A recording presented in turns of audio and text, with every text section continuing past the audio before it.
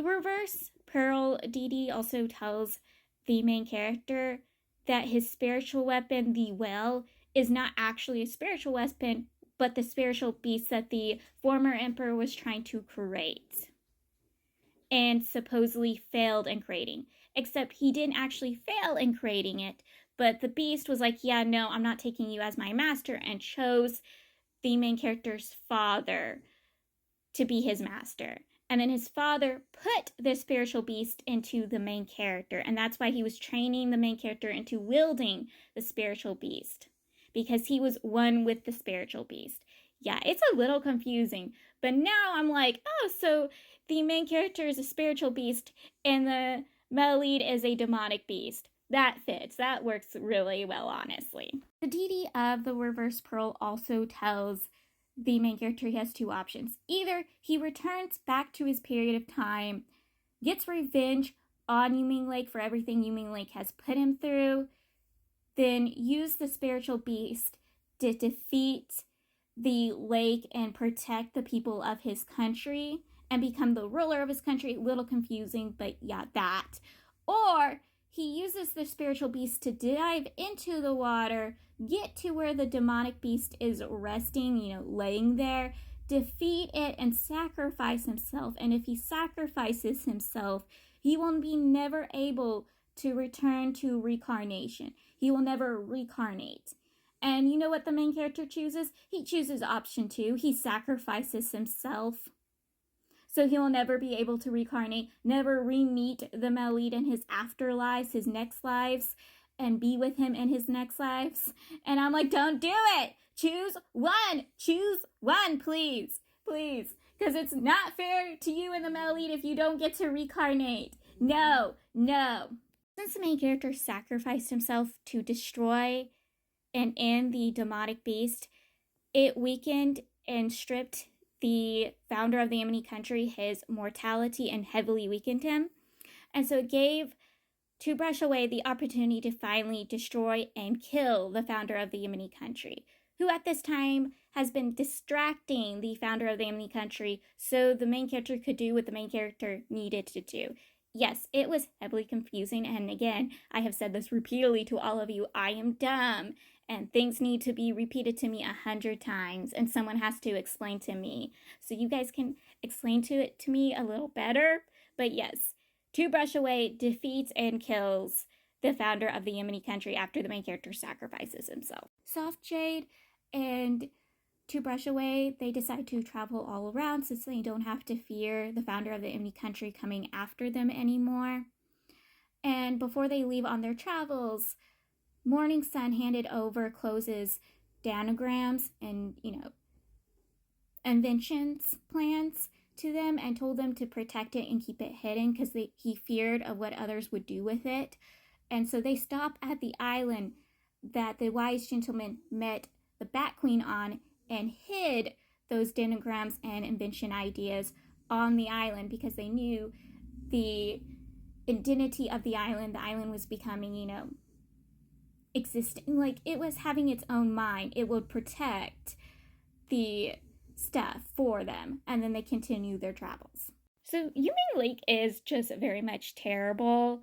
So they feared the main character would go for their reputation and destroy and inform everybody of the things they did to the main character and male lead, because they found out he left a scroll for them. So they feared this had the information. So they had a fake scroll made listing off fake horrible actions the main character did and had plans to release it until they read the scroll the main character left them, which was pleading for them not to become like their brother and become a horrible, vile person.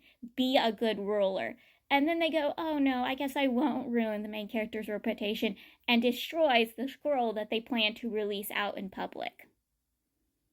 Like, I was utterly disgusted by this. And why I say Yu Ming Lake is terrible, because again, they sacrifice and kill their own accomplice in this whole event. Kill the person who has been loyal to them, serving them, did everything for them. They kill the person, which is Crane. They kill Crane to keep Crane's mouth shut. I am not kidding.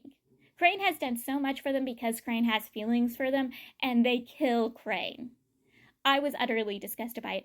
Their own servant seeing what Yu Ming planned for Crane, which was to slowly poison him and kill him so he will die in 2 months, was horrified by this fact. Also, who was not going to tell me Yu Ming was a man this entire time? I've been calling them a she this entire time, and I'm disgusted with myself. Yes, Yu Ming has been a man disguised as a woman their entire life to protect themselves from their supposed fate. Just like in I'm in Love with the Villainess, where one of the princes who was actually a princess had to live the life of a prince and was forced that because their mother wanted them to become king, and the only way for them to become king is if they were born a prince.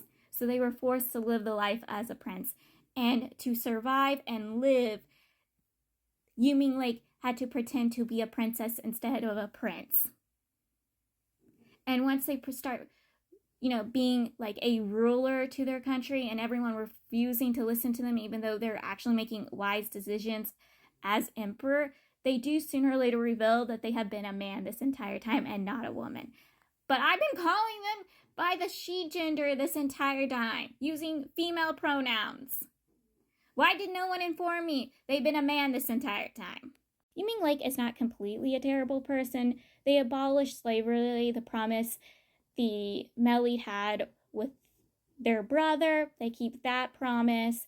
They make it where everyone, no matter their status or background, can get higher positions and better status, and it won't just go to nobility. They're working hard to make equality in their country.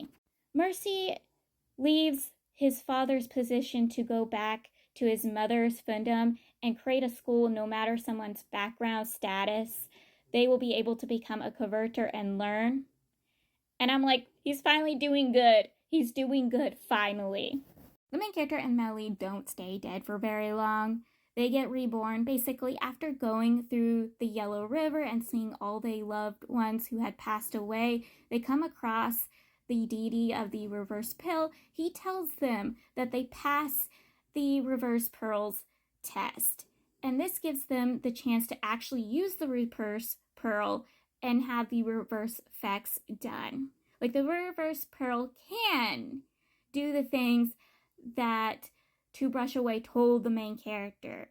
It can bring them back from the dead and cure them of all the things that were done to them before they had died. And so they use it and is brought back from the dead. They fake their identities and move in with Mercy and become teachers at Mercy's school. Which means the reverse pearl also cured all the demonic stuff inside the Melly. He's not tied to the Fee-Wolf anymore. He doesn't have the Fee-Wolf scripted into his bones. He's not a demonic beast thing anymore. I just love reading the parts where they get to be actually a family. Them, a married couple, living off their brother/brother-in-law. They have their pet because, again, Mercy took the Melly's dog with him when he left the capital. Yes, they're just all happy with each other, running a school with each other. Though the main character does give Mercy side eyes with Mercy's ideas when it comes to the school, it's just a fun bits to read. Just to see them actually be happy was what I've been craving this entire time, and I get to have that happiness. After 7 books, they actually get to be happy.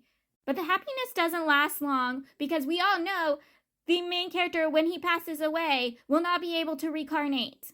He will disappear. He will vanish. He won't get to reincarnate with the Melly, and that upsets me.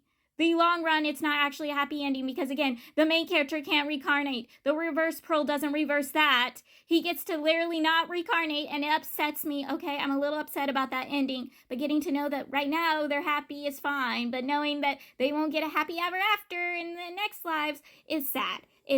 And the Melly doesn't know this. Yeah, the Melly doesn't know this fact at all because the main character kept it from him. Because they keep things from each other, and it hurts me. It hurts.